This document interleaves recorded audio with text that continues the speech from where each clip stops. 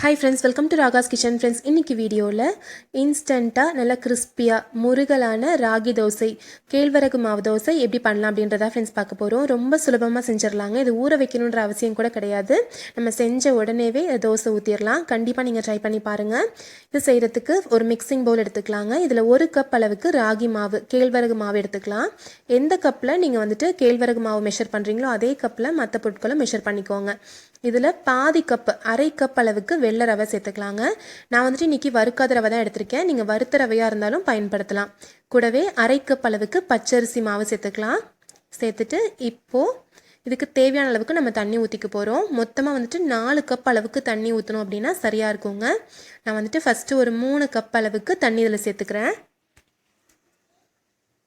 இப்போ 3 கப் அளவுக்கு நம்ம தண்ணி ஊற்றிருக்கோம்.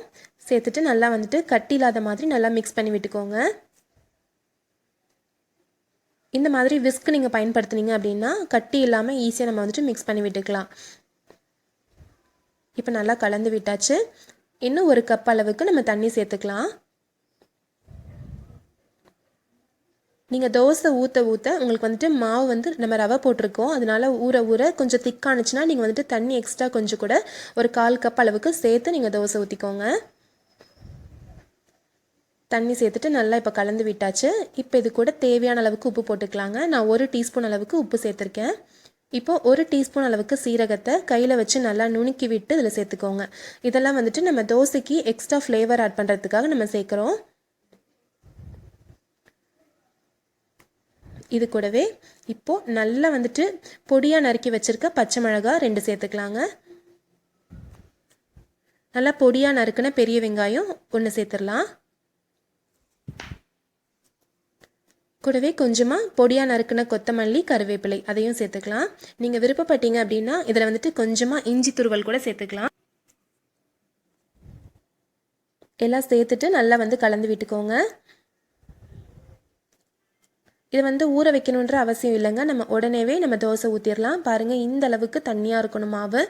இதை விட ரொம்ப தண்ணியாக இருந்தாலும் நம்மளுக்கு சரியாக மாவு தோசை ஊற்ற வராது. அதனால் கரெக்டாக 4 கப் அளவுக்கு தண்ணின்றது சரியாக இருக்கும். இந்த கன்சிஸ்டன்சி பார்த்துக்கோங்க. இப்போ நம்ம ஸ்டவ்வில் ஒரு தோசைக்கல் வச்சுக்கலாங்க. இது நம்ம ரவா தோசை மாதிரி நம்ம ஊற்ற போகிறோம். நீங்கள் சாதாரணமான தோசைக்கல்லில் ஊற்றுறதா இருந்துச்சு அப்படின்னா நீங்கள் சுற்றி ஊற்றணும். நான் நான்ஸ்டிக்கில் ஊற்றுறேன். கல் சூடானதும் இந்த மாதிரி தோசை ஸ்ப்ரெட் பண்ணி விட்டுக்கோங்க. மாவு கல் நல்லா சூடானதுக்கு அப்புறமா இந்த மாதிரி ஊற்றி விடுங்க. இது மாதிரி ஊற்றும் போது ஓட்டையாக இருக்குங்க. அதெல்லாம் ஃபில் பண்ண வேண்டாம். அதாவது ஓட்டைகளை நிரப்ப வேண்டாம். அப்போ தான் நல்லா கிறிஸ்பியாக இருக்கும். மாவு ஊற்றுனதுக்கு அப்புறமா மீடியம் ஃப்ளேமில் வச்சுக்கோங்க. சுற்றி கொஞ்சமாக எண்ணெய் விட்டுக்கோங்க. ஒரு நிமிஷம் விட்டு கொஞ்சம் லைட்டாக கிறிஸ்பியானதும் அதுக்கப்புறமா நம்ம திருப்பி போட்டுக்கலாம். நம்மளுக்கு பார்த்தாலே தெரியும். பாருங்கள், இப்போ எல்லா பக்கம் நல்லா கிறிஸ்பியாக இருக்குது. பார்த்தாலே தெரியும். இப்போ நம்ம திருப்பி போட்டுக்கலாம் தோசையை. நம்ம நான்ஸ்டிக்கில் ஊற்றுறத விட நார்மலான தோசைக்கல்லில் ஊற்றும் போது இன்னுமே நல்லா கிறிஸ்பியாக வருங்க. சுற்றி ஊற்றிக்கோங்க மாவை. இப்போ நம்ம திருப்பி போட்டாச்சு.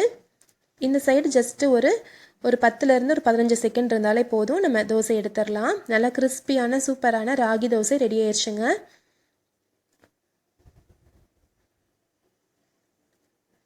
ரெண்டு பக்கமே நல்லா வெந்துருச்சு. இப்போது நல்லா கிறிஸ்பியாக வேணும்னு நினச்சிங்கன்னா இன்னும் ஒரு 1/2 நிமிஷம் விட்டு எடுங்க. நல்லா முருகலாக நம்மளுக்கு தோசை வந்துடும்.